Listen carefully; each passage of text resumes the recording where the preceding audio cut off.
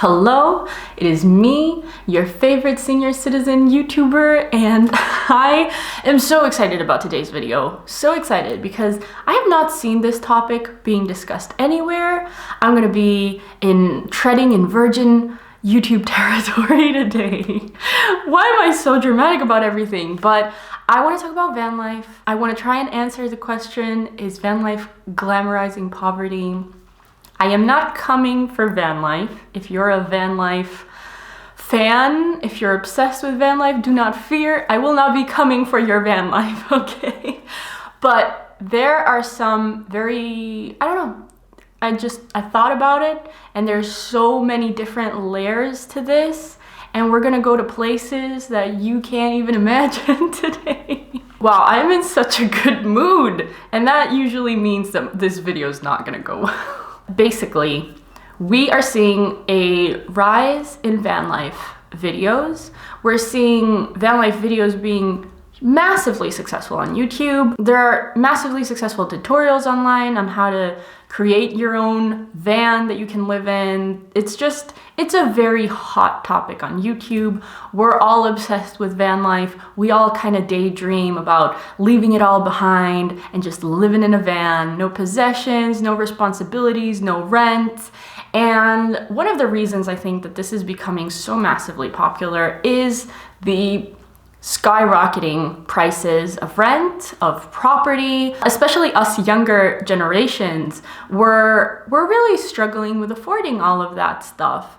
Things are not the same as they were like with my parents, for example. They grew up in America in the 80s. My dad was going through college at 18 years old. He had a newborn baby, and he was working at the same time, and he managed at 20 years old to be able to afford a home. That stuff is unspeakable, unfathomable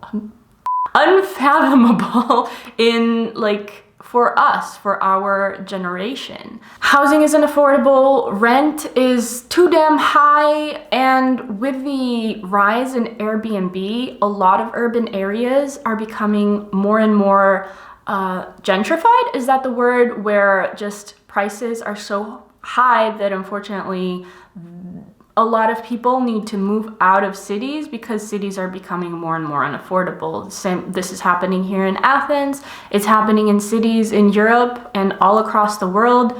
We can't afford to live in the cities that we're born in anymore because of Airbnb. Airbnb is playing a huge role in all of this. Moreover, even though, yes, Gigi, yes, you agree. The rent is too damn high. Come on, Gigi, you can stay here with me. So not only are rent prices rising, property value is completely unaffordable, but at the same time, wages have pretty much stagnated for a few decades now. There's no rise in wages. So our generation not only is making less than the previous generations, but also everything is much more expensive than it used to be. So while in the past, living in your car was considered a huge sign of poverty and a huge sign of things are not going well in your life, because now financially pretty much we're all on the same bandwagon, living in your car, we made it cool. We are the generation of people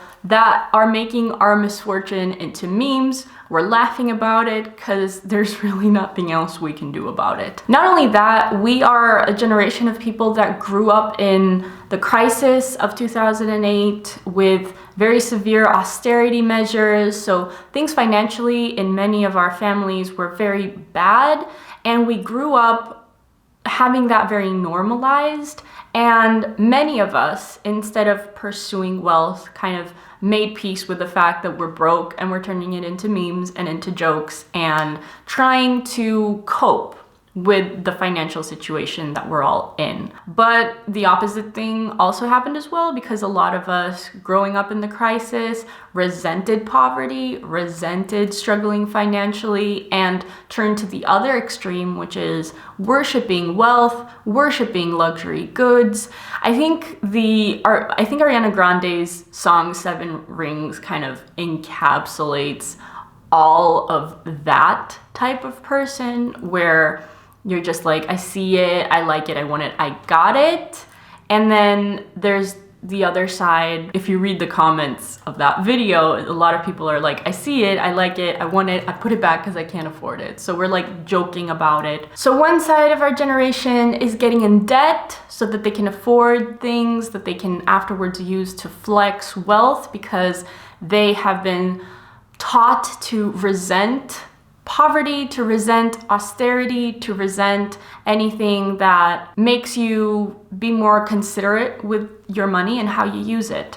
And then there's the opposite side where we're embracing it, and we're embracing van life, we're embracing homelessness, we're embracing the fact that we can't afford new clothes and we're buying secondhand instead, because a lot of it is happening for environmental reasons, but a lot of it is also because simply secondhand is more affordable and living in your car is more affordable. We've turned this austerity into something that is entertaining, something that's cool, something that is interesting and different and fun, whereas previous generations would be like, oh, you're not buying anything, you're not buying anyone gifts for Christmas, things are really bad for you. Oh, you're living in a van, you're buying secondhand clothes, you're so poor, poor thing, things are going so bad for you, you're so inferior to me because I can afford a lot of shit for Christmas, that kind of thing. But in a way, we're also turning our lemons into lemonade. We're turning this dire financial situation into fun videos, and we're embracing thrifting and secondhand, and we're enjoying it.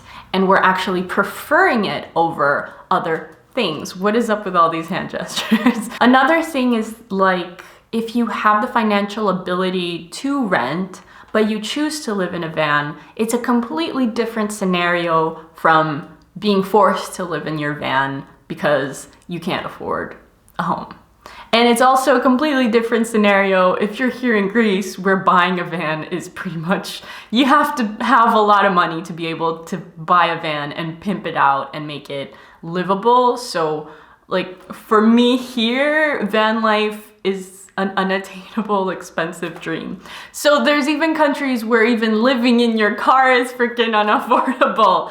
I need to calm down. This is something that other people have said as well. There's two types of poverty. There's mental poverty and there's actual physical poverty. Physical poverty is the one where you are forced to move out of your home and into your car. Or, you know, physical poverty is more like you're forced to move out of your home and you don't even have a car. You're living on the street, you can't afford food. Like, that's physical poverty. And, or like not having money to raise your children and that kind of stuff.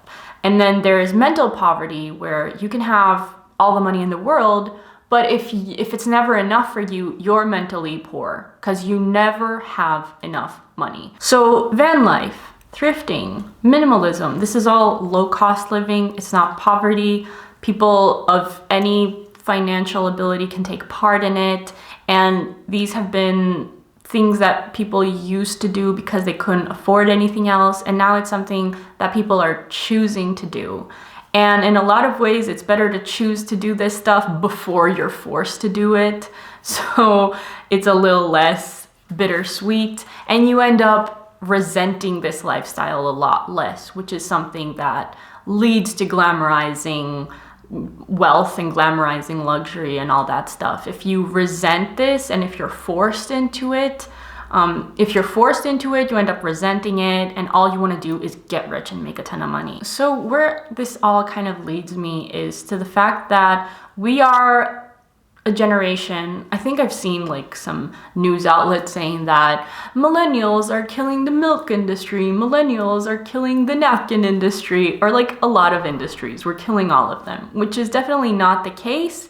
It's just that we are a generation that can afford a lot less than all our previous generations, our parents, our grandparents.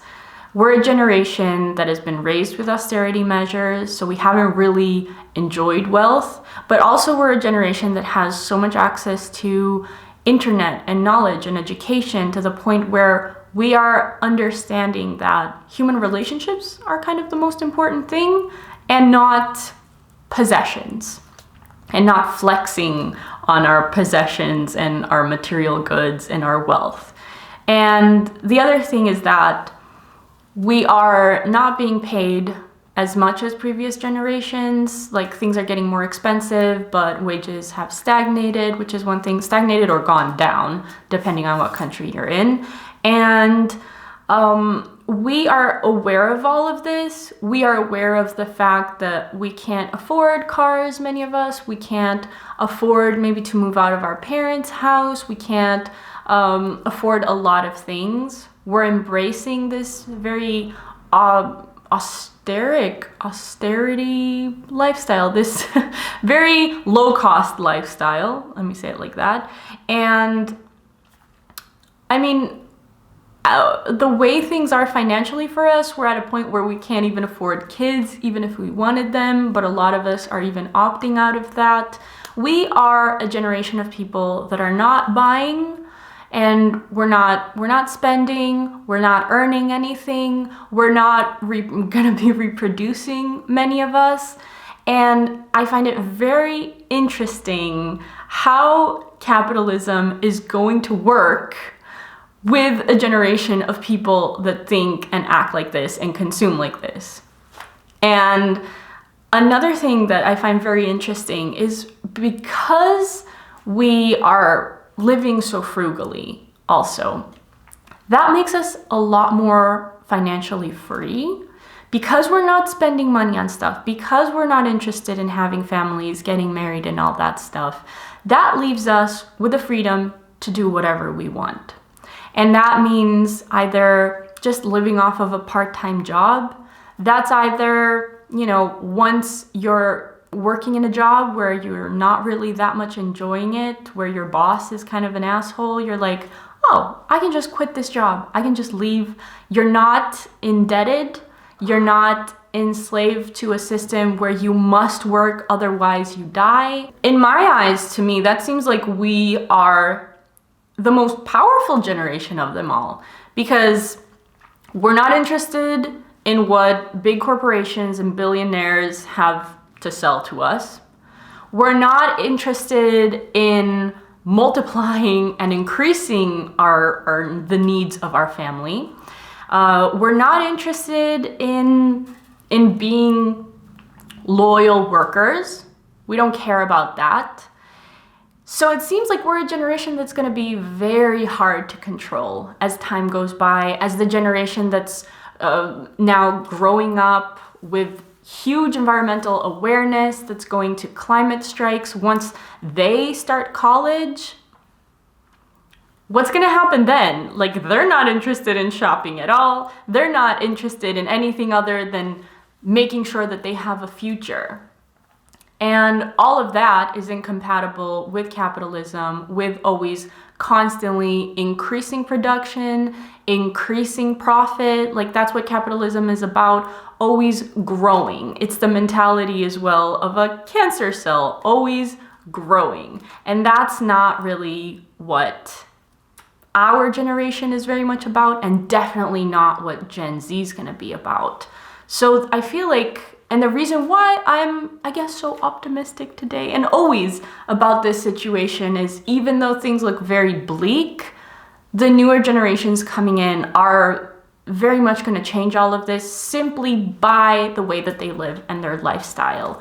And the more that we try to make all of this low-cost living cooler through van life videos, through thrifting, through promoting minimalism, this is all going to be a lot more prominent in the future. The more people kind of opt into this and start embracing low-cost living and a simple life, and a life that is not based on flexing wealth and consumerism. Very excited about this. Don't know why I'm switching into my German accent, but it's great. It's great, and this is why I don't think that van life videos are glamorizing poverty. Instead, they are glamorizing low-cost living, which is exactly what this world needs. And they're normalizing living in your car, which is, again, excellent. They are, I'm totally for it. So yeah, let me know your thoughts in the comments below. Are you embracing low-cost living? Are you still very much against it? And are you struggling with living more frugally because you're so resentful for it because of the financial crisis that you grew up in? Let me know in the comments, anything you want, really. You don't have to talk about the video even, just let me know how your day was. Anything helps this freaking algorithm. Just say hi and that's good enough for me. But yeah, thanks for watching and we're done. Bye. Gigi, do you want to move in a van with me? Do you want to move in a van with me, Gigers? Come on, it's gonna be fun. I'll put you on a little leash so that you don't run away. we're gonna live in like a box. Basically a van is a big box, Gigi, and you love boxes. What do you say? What do you say? Yeah? Okay. Okay, never mind.